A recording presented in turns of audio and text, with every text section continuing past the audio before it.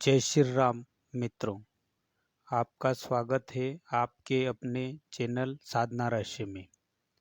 आज हम बात करेंगे, अगर आपका भगवान नाम मंत्र जप सिद्ध हो गया है तो आपके अंदर ये बातें प्रकट हो तो है किसी भी प्रकार की सात्विक साधना करें, जैसे ज्ञान योग है, ध्यान योग है, मंत्र जप है, उपासना है, और ये लक्षण आ जाए तो समझ लेना आपकी साधना पूर्ण हो गई है और वह साधक अब सिद्ध अवस्था को प्राप्त हो रहा है। सबसे पहले उसके अंदर ये लक्षण दिखे, आगे बढ़े उसके पहले आपसे एक निवेदन है कि आप हमारा चैनल सब्सक्राइब करें और लाइक करें। आपके लिए हम इसी प्रकार के वीडियो लाते रहेंगे। आपकी जो भी डिमांड है तो हमें कमेंट बॉक्स में भी आप लिख सकते हैं। उसके अंदर ये से मरने का भय खत्म हो जाता है और जीने की इच्छा नहीं रहती। चाहे आज शरीर छूट जाए, वह साधक तैयार रहता है।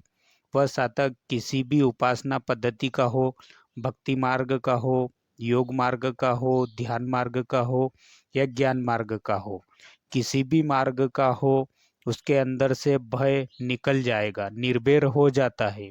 किसी प्रकार का भय नहीं रहता है, मृत्यु का हो या किसी के छूटने का या कुछ चले जाने का, सब भय मिट जाता है। उसे यह संसार एक सा लगता है जैसे पर्दे पर फिल्म चल रही है और लाइट चली जाए तो हम समझते हैं यह सिर्फ एक कल्पनीय दृश्य था, दुख भय नहीं होता है। इसी प्रकार उस साधक को यह संसार एक फिल्म की तरह ही लगता है, कुछ भी अस्थाई नहीं है, यह सब एक नाटक है। अगर यह स्थिति नहीं आए तो समझ लेना वह अभी सिद्ध नहीं है। नंबर 2, उस साधक को जीने की इच्छा खत्म हो जाती है, क्योंकि वह साधक साधना के द्वारा जान जाता है, वह चाहे किसी भी प्रकार का साधन करे, भक्ति मार्ग, उपासना या योग मार्ग, ध्यान या ज्ञान मार्ग, अपने बोध प्राप्त कर लेता है। तो वह जान जाता है कि यह शरीर प्रारब्ध से मिला है, इसके जो कर्तव्य है जब तक यह यहाँ रहेगा, और अगर कर्तव्य हमारे पूरे हो गए तो इसे कोई नहीं रख सकता है, और अगर कर्तव्य बचे हैं तो इसे कोई नहीं मार सकता है। इसलिए वह इच्छा रहित हो जाता है।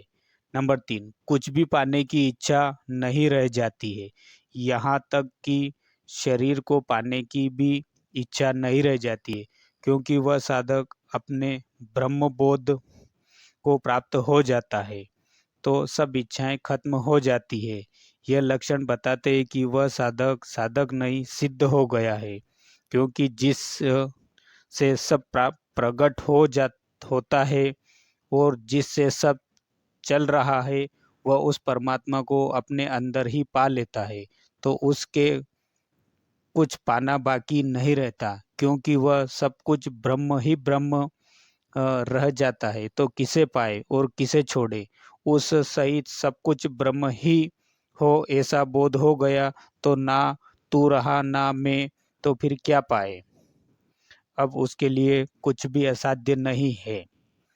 नंबर 4, कुछ करने का राग, यह भी उस साधक के अंदर नहीं रहता, क्योंकि वह जान जाता है कि सब इस संसार में अपने अपने कर्मों के हिसाब से मिलता है, हमारे करने से यहाँ कुछ नहीं मिलता।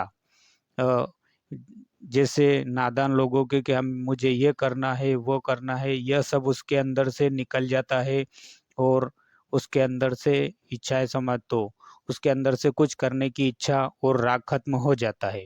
अगर यह साधक के अंदर देखे तो समझ लेना वह साधक नहीं सिद्ध है, और अगर यह लक्षण नहीं दिखे तो समझ लेना अभी पूर्णतः सिद्ध अवस्था नहीं है। महापुरुषों या सिद्धों के द्वारा भी यह चेष्टा होती हुई दिखती है, पर असल में वह चेष्टा नहीं, वह यहाँ बस अब सेवा के लिए करते हैं, क्योंकि अगर वह नहीं करे तो सेवा साधना तो दूसरे भी नहीं करेंगे। इसलिए जब तक महापुरुषों का प्रारब्ध है, तब तक यह शरीर है, तब तक सेवा होती है, पर संसारियों की तरह नहीं, राग और द्वेष करके नहीं। यानी मुझे ये करना है, मुझे वो करना है, यह राग द्वेष नहीं होता। वह सिर्फ सेवा के लिए महापुरुष करते हैं, यानी दूसरे का भला हो, जो मुझे मिला, जो प्राप्त हुआ, वह दूसरों को भी मिले, वह दूसरे इस ओर चले, साधना की तरह, सेवा की तरह। इस हिसाब से वह सेवाएं करते रहते हैं, ताकि सबको इसका लाभ मिले और सब उस स्थिति, उस अवस्था को प्राप्त कर ले। नंबर 5, लक्षण है वह साधक जब सब कुछ ब्रह्म ही ब्रह्म है यह जान जाता है, तो उसके अंदर सबके प्रति प्रेम प्रकट हो जाता है। वह सब में अपना ही रूप देखता है, तो उसके अंदर से किसी के भी प्रति द्वेष नहीं रहता है। सबके प्रति, मनुष्यों की तो छोड़ो, जीव जंतु, पेड़ पौधे, सबके प्रति प्रेम ही प्रकट हो जाता है। सब ब्रह्म है तो किस से द्वेष करे। जड़ चेतन जीव जगत सकल पदार्थ राममय जानी, यह लाइन तुलसीदास जी ने रामायण में लिखी है। वह इसी बोध को प्राप्त हुए, इसलिए उन्होंने यह लिखा है। जाने वह साधक तिल निर्मल हो जाता है। अब वह साधक नहीं, जीव नहीं, मनुष्य नहीं, साधक का सिद्ध हो जाता है, जीव का शिव हो जाता है, मनुष्य का पूर्ण हो जाता है। अगर यह 5 लक्षण, मरने का डर, जीने की इच्छा, कुछ पाने की इच्छा, कुछ करने की इच्छा, सबके प्रति दया भाव, प्रेम प्रकट हो जाता है, किसी के भी अंदर आ गए तो समझ लेना वह कोई साधारण नहीं, सिद्ध महापुरुष संत हो गया है। तो अब यानी यह ऐसा नहीं है कि कोई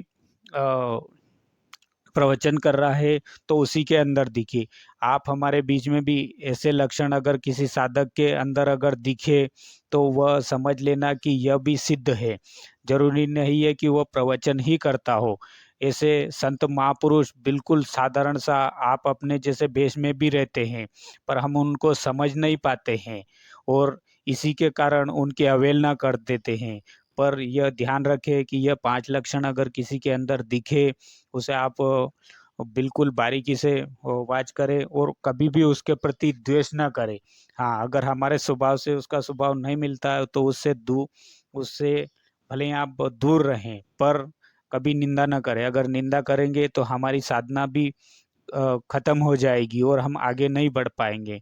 तो आपसे निवेदन है, ऐसे कोई भी साधक अगर आपको दिखे या ये लक्षण उसके अंदर दिखे तो कभी भी उससे द्वेष या भेदभाव न रखें। तो होगा तो अब आप जो जिसके भी अंदर ये लक्षण दिखे तो लेना वह कोई साधारण नहीं महापुरुष है।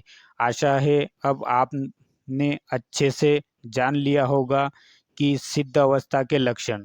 तो अब आपको इस वीडियो से महत्वपूर्ण जानकारी मिली, तो आप हमारे चैनल को लाइक करें और सब्सक्राइब करें। और अगर कुछ प्रश्न हो आपके तो हमारे कमेंट बॉक्स में लिखें, और कुछ आपके किसी भी प्रकार का अगर वीडियो चाहिए तो हमें कमेंट बॉक्स में लिखें। हम आपको ईश्वर की प्रेरणा से वह प्रश्नों के उत्तर देंगे और उनका निराकरण करेंगे। तो दोस्तों आज इतना ही, अब मिलेंगे अगले वीडियो में अगली जानकारी लेके। तो तब तक आप स्वस्थ रहें, मस्त रहें। जय श्री राम दोस्तों, जय श्री राम।